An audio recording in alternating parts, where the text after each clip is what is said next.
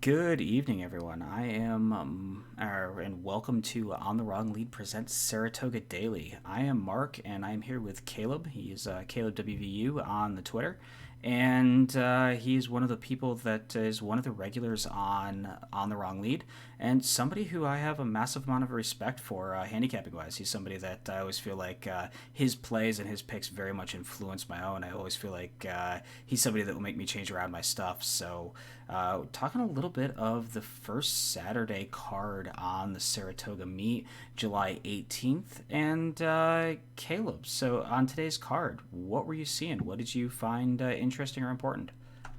Yeah. Well, thanks for the kind words. I'm always pretty good at getting you to add horses that don't win. So, Yeah. but keep you honest. That being said, I thought today was, I had a good day. I had a good day at Saratoga. I hit the pick six, which I don't normally play, but I had a single in the first leg and took a $30 caveman at it and hit it. So it didn't pay a ton despite a pretty promising start with a couple of long shots, kind of chalked out at the end. But I thought it was a good day. I thought the track was playing relatively fair. I think the rain that they got, what was it? I guess Wednesday, Thursday night into Friday, uh, did probably impact the track a little bit. But I didn't notice any, like dead or golden rails. Like the turf course probably played a little more to some off the pace runners. I thought just given a little extra give in the ground. But I didn't notice anything too crazy. I thought it was a good card today. The track was playing fair. I think the one thing I did notice was we're only 2 days in, and I think it already pays to see which barns are heating up, and especially compared to some of the Belmont meet. So Linda Rice is the one that I kind of have keyed in on so far. I think she already has like at least three, maybe Yeah. more winners through the first 2 days of the Saratoga meet. And I think she had maybe like five winners in the entire Belmont meet. So that's definitely a trend I'm going to keep an eye on, as well as try to watch out for any other barns that might be heating up, especially those that might have been cold at Belmont. Kind of wondering if maybe they were pointing some of their better stock to this meet, or if that was just a random cold snap. Yeah, I would very much agree. I think Linda's been real hot. Chad's been obviously hot, but that's to be expected. Linda coming off from a pretty poor Belmont performance. It's interesting to see her barn really heat up. So maybe she was pointing her whole barn towards Saratoga. I would very much agree. And I think that I had a bit of a rough day. I think speed got better as the day went on, and I had some speed horses in the first couple legs that sort of beat me up on some sequences I was looking to push through. I would think the two things that I really took away from today were that the 7 furlong distance on the dirt specifically, there were a couple races today. The inside is just terrible. There was a very short priced favorite who did absolutely no running in one of the legs, and I think the in that leg or in that race, the winners were sort of the 10, 11, 12 went 1, 2, 3. So very much an outside bias in that distance, which is odd because 6 furlongs is not playing that way. So I don't know what that's a common Saratoga bias thing where the outside is very good at 7. So that's something to take note of. And the other thing is seen a lot of sort of small track shippers that have done well. A bunch of Laurel horses. You had a winner that had a last out at Laurel and had a couple of Laurel horses that were in the top 3 on the day to day. So I think it's been interesting to see. I think the Naira bettors get a little snobby and they start to look and expect, oh, Naira's better than, a Laurel or things like that. So they're looking for those Naira shippers. They're looking for California shippers. They're looking for, Oaklawn last out, Keeneland last out, those type of classier tracks. And they're ignoring some of the logical horses, getting some prices, and a couple good Laurel horses. Penn horses have been running well. Those sort of off sort of connections. So looking forward a little more towards tomorrow. What was interesting to you on the card tomorrow? Yeah, so I think first Saturday, that's always exciting. The two things, or the two races, I guess, that I'm just excited for. I don't know that they're the best betting proposition inherently, but we have our first 2-year-old baby races at the spa of the meet this Saturday in race one and I think race six. So I'm excited. We have a couple of freshman sires that are have a couple offspring running. I think Spadester has one. I think Frosted, Nyquist, a couple others. I can't remember who, but it's exciting. Like you always get to see typically some of the best make their debut at Saratoga. Everybody wants a 2-year-old maiden win at the Spa. So I think we'll get some really high quality juvenile racing, and the stakes racing will be okay. Not quite Saratoga quality, I think, but it won't be poor by any stretch. Yeah, I would agree. I think the first leg here, you get some a Speightster starter. We also have another Tapiture. Tapiture seems to be doing quite well as a newer sire as well. So that's sort of interesting to see. And I can flip down here to the 6th race, see who else. I'm surprised there's no Uncle Moe's that I've seen as of yet. I was sort of expecting some of his starters to be prominently placed given the bonuses, and I haven't seen as much as that. I'm trying to think anybody else here. There's an FNX starter. Yeah, Noble Mission. Not as many, and the 6 doesn't have as many. It's a turf race, so not quite as many of those sort of super interesting stars. Yeah, I think it is. It's always just fun to see how some of these freshman sires are going to do with their first crop, and typically they're going to be bred to some of the better dams because that better mares because that is going to be a big part of like how their freshman crop does is going to significantly impact that stud value. So I'm interested to see how some of them do. I think like the Speightster, I think has 3 of 9. I think first time starter winners so far. I don't particularly love that horse in the first race, Page and Rum, but I do think they're just going to be fun to watch. So I think that in this first race, I was really interested, and it's almost a rule of thumb to me not to bet Belmont first time starters, especially Belmont 2-year-old first time starters. But that last work kind of screamed off the page at me for the 6-horse Rico Rocks. 46-4 for a 2-year-old at the Spa. That's not slow. Like I'm assuming the track's listed as good there. I'm assuming it was probably perhaps like sealed and harrowed or floated the night before. So it might have been playing a little bit quick. But I do think that this horse looks super interesting to me. You got Tapiture, like you mentioned. He's getting 18% first out winners. Out of the 5 siblings, 4 of them have won. I just thought that horse looked interesting to me, despite the poor trainer stats. The Pletcher horse is probably the horse to beat, but it could be totally anecdotal. But I just feel like I've gotten burned by so many Pletcher first-time starters at Saratoga lately. Well, not lately, but in the past year or two, that I tend to think that they're overbet and try to find ways around them. I do think this 3 is highly regarded and a definite contender. But in what I think is a pretty chalky early sequence, I think that you might be able to get around the Pletcher with one of these other first-time starters here. Yeah, I would definitely agree with you. I think Repo Rocks is super interesting. And you mentioned that last work, even the 2-back work. Horse went 48-2 over 4 furlongs over a fast track. Was the third fastest of 50th as a third fastest of 50 as a 2-year-old. That is just a freaky fast work. So the horse is 2-1 on the morning line. See how money goes. That was a works horse. The other works horse in here was the 2 Momos, the Christophe Clement horse. Christophe Clement is notorious for coming in and having some real live starters. The first couple weeks of the Saratoga meet, he gets almost all his wins in the first 2 or 3 weeks, and then he'll go dead cold the back end of the meet. So Momo is at 8-1, also maybe one of those firsters. Distorted Humor firster, who has some solid works, and horse they paid quite a bit of money for as well. So another one in there at a bit more price than the 2 logicals that Caleb was talking about. Yeah, and I'm sure this, Mark, being the Saratoga veteran, but I always have to kind of remind myself when I look at some of these work tabs that the Saratoga training track, the Oklahoma track, plays very deep, very slow, very tiring. So you may see a time that's like 48-2. That's quick, but it's not that fast. And it's the 3rd fastest time out of 50 horses that worked. So that track definitely plays deep and tiring and slow compared to the main track, which when you can tell there's almost a 2-second difference between the works of July 3rd and July 12th for that 6 horse, just from switching from the Oklahoma to the Saratoga main track. So it's definitely something to keep an eye on and not just discount because of the slightly slower time. Yeah, I completely agree. Any other races in here that sort of interested you? I know we kind of mentioned that 6th race, which I think is an absolute scramble and very wide open. Any other races that were super interesting to you in here? Well, the sixth race was the other maiden race. I didn't particularly have a horse I loved anywhere in that field. I just think it's an interesting race from a fan perspective.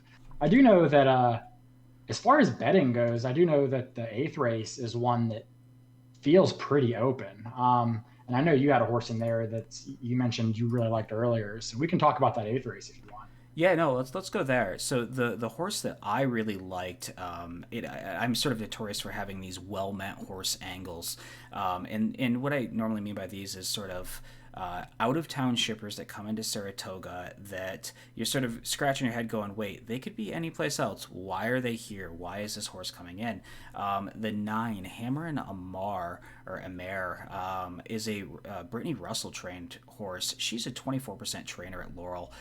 She's a 38% claiming trainer. She's very good at the claiming game. And she ships a horse from Laurel into Saratoga, and JJ hops up. To me, that's just all signs say go, and this horse is super live and super well meant. The horse is 5-2 on the morning line. I think you'll get way better than 5-2. If if you're getting 5-2, the horse is extremely live. But I would assume that you'll probably get. I was thinking more like 5-1 range. I was kind of shocked when I put up the morning lines. Horse probably sits the right kind of trip in here, sitting just off, and sort of all the connections and sort of all the scratch your head. Why is this horse here? This horse seems very well meant, and that's kind of my best pick on the day. And I think I want to sort of build doubles or pick threes around this nine, Hammer and Amar. Yeah, you mentioned this horse earlier, so I took a look, and I see a lot of the same angles I think that you're looking at. I think the thing that surprised me, like you said, was the price. I I can't imagine this horse goes off favored. I think 5-2 is there's no value in this horse at 5-2, but I don't think the horse will go off that short. I agree. You probably get something in the 9-2 range more likely. Uh, but I do think that horse, if you figure they sent this horse up for a $25,000 claiming race, it could have easily found a race that fit that target at Laurel, whether it's an optional or just a straight claiming race. There's no reason to be here unless you really intend to win and you are explicitly coming here for that reason. If you look, it's owned by Macadam Stables and then 10 Strike Racing, so very high profile, up and coming ownership group here. I think that this horse does make a lot of sense here, and if you look at the overall complexion of the race, it does feel like there's a lot of speed. Um, it does seem like there's quite likely going to be an off the pace horse that ends up winning this. I know that Hammer and Amer kind of wired last time, but that seemed a little out of the ordinary, and I'd be Yeah. surprised to see the same tactics used today given the race history. But with the outside draw, it could be a little tricky, but I do think that horse is interesting, and I'm going to be looking for more off the pace types here. I think a horse that I'm probably going to try to work in underneath. I'm not going to win bet this horse, but if I'm a vertical player, I think this five horse has a really solid chance to hit the board. Um, like I said, I think this race probably melts. I think there's a lot of horses that need the lead here. I think this eight horse is Flowers for Lisa is just like miserably out of form after a couple suspect barn changes, and while she may not finish the race as she has her last two times, but I think she's going to ensure there's an honest pace at the very least. So I think a horse like Holiday Bonus, who I don't particularly like, but you're going from Ruben Silvera to Joel Rosario, second off the layoff, uh, could be running late on a minor class drop in terms of tag price. So I think this horse could be one that kind of clunks up for third or potentially even second. Uh, in a race where it looks pretty wide open. Yeah, I would completely agree with you. I mean, I think there's a bunch in here that makes some sense. Obviously you have all the speedballs in here. Somebody like a Singapore Trader, I think, is going to be right up on the front end as well. And Kumar should be there as well. The works horses in here were Singapore Trader, who I don't see. I think Singapore Trader desperately needs the lead in here, and with Santana up, they're going to get a pretty aggressive ride. I would imagine they're going to go full. Horatio De Paz is going to go full send with this one. Hofferman, the 1, also is probably going to be very forwardly placed. I think that there's a ton of speed in here. Kumar is going to be up there as well, along with some of the others. Somebody like a Flowers for Lisa, who you already mentioned. I think this does come apart. I think it sets up for Hammer and Amar, I think. I hope that I can get a better price than that 5-2 morning line. Again, it's probably win bettable at 9-2, 5-1 range.